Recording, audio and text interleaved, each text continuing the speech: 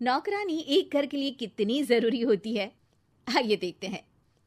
अरे बहू, ये देख, सारा साबुन बर्तन में रह गया। ये नौकरानी कोई काम नहीं करती, गंदा काम करके चली जाती है और ढेर सारा पैसा ले जाती है। अरे मम्मी जी, उसने तो साफ किया ही था। मेरे ही हाथ से इस ग्लास में सर्फ गिर गया था। अरे बस कर झूठी, उसे बचाने के लिए सारी जुगत लगा ले, लेकिन मैं तो इसे निकाल कर ही रहूंगी। हमारे जमाने में ना कोई नौकरानी थी और ना ही ये चिकने बर्तन। चूल्हे के जले बर्तनों को राख रगड़ कर साफ किया करती थी मैं। अरे माँ जी, मैं कहाँ बचा रही हूँ उसे। और वैसे भी आजकल नौकरानी जरूरत नहीं, स्टेटस सिंबल बन गया है। अब आप बताओ, मैं मुन्ना को नीचे घुमाने ले जाऊं तो लोगों से क्या बोलूं? झाड़ू पोछा खुद लगा रही हूँ। लोग सीधा यही पूछते हैं कि कौन सी नौकरानी काम कर रही है तेरे घर पर। अरे बस कर, ये भी कोई बात होती है? मम्मी जी, आप नहीं समझेंगी। शाम को नौकरानी घर आकर काम कर ही रही होती है कि सास को कहती है, माँ जी, एक बात बोलूं, बुरा न मानना।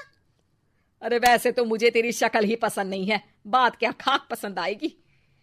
अरे माँ जी, सुन तो लीजिए क्या कह रही है। तो मैंने कौन सा उसका मुंह पकड़ लिया है?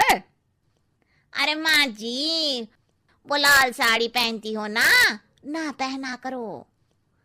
सास का गुस्सा अब तो सातवें आसमान पर होता है। अरे वाह जी वाह, क्यों ना पहना करूं?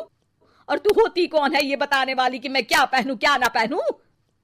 अरे माँ जी, पूरी बात तो सुन लो, वो बोलना क्या चाह रही है। अरे बुरा न मानो आंटी जी। अरे कौन है आंटी? अपनी उम्र देखी है तूने? 2-4 साल ही छोटी होगी मुझसे और मुझे आंटी बोल रही है। बहू सर पर हाथ रख लेती है। अरे अच्छी खासी उम्र दराज हो और आंटी ना बोलूं? मैं तुम्हारी बहू से भी 4 साल छोटी हूँ। क्यों दीदी? बोलती भी क्या, एक तरफ सास यानी पति की माँ, तो दूसरी तरफ नौकरानी जिसके बिना घर का काम नहीं चल सकता। वो दरअसल माँ जी की शादी में बहुत जल्दी हो गई थी ना। अच्छा ये झगड़ा छोड़ो, ये बताओ तुम माँ जी को लाल साड़ी पहनने से क्यों मना कर रही हो? वो ना, इनकी उम्र की सारी औरतें सोसाइटी में इनके लिए बात करती हैं कि तुम्हारी सास बुढ़ी घोड़ी लाल लगाम है। बहू को ये सुनकर गुस्सा आ जाता है। अरे वाह वाह, कौन बोलता है जी? खुद क्या है यहाँ की औरतें, बाल सफेद लेकिन टाइट जींस और कोई कुछ भी पहने। अरे पहनना हमारा निजी हक है, किसी को कुछ हक नहीं बनता कि वो मेरी सास के लिए कुछ बोले। मैं आज ही जाकर माँ जी के लिए लाल जींस लेकर आऊंगी, फिर देखो कोई क्या बोलता है। अरे चुप लाल जींस। अरे सुन नौकरानी की बच्ची, जाकर बोल दे उन लोगों से कि उन लोगों की तरह मैं उड़ती नहीं फिरती हूँ घर बार छोड़कर। अपने बच्चों और नाती पोतों में मन लगाती हूँ, ना कि सारा दिन ताश के पत्तों में आंख गड़ाकर 3 पत्ती खेलूं। नौकरानी वहां से चली जाती है। वैसे बहू, नौकरानी के क्या फायदे हैं ये तो पता नहीं, लेकिन सबसे अच्छा तो ये कि पता चल जाता है कि कौन किसके लिए क्या बोल रहा है। सोसाइटी में तेरा नौकरानी रखने का इरादा बिल्कुल ठीक था। अगले दिन उन लोगों के घर की बेल बजती है। बहू दरवाजा खोलती है कि सामने कुछ औरतें खड़ी होती हैं। अरे बहू, कहाँ है तेरी सास? बुला जरा। अरे बहन जी, आप सारी एक साथ आइए आइए, कैसे आना हुआ? अरे 3 पत्ते खेलने आई हैं, क्यों खेलोगी? क्यों नहीं क्यों नहीं, वैसे भी बड़े दिन हो गए, एंटरटेनमेंट हुआ नहीं। बहू जा जाकर पकोड़े तो बना ला।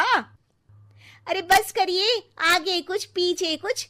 वैसे तो कहती है कि परिवार पर ध्यान देती है, हमारी तरह 3 पत्तियां नहीं खेलती। हमने कौन सा परिवार छोड़ दिया? सास सक पका जाती है। अब ये किसने कहा? मैं तो कहती हूँ कि मैं भी थोड़ा बाहर निकलूं।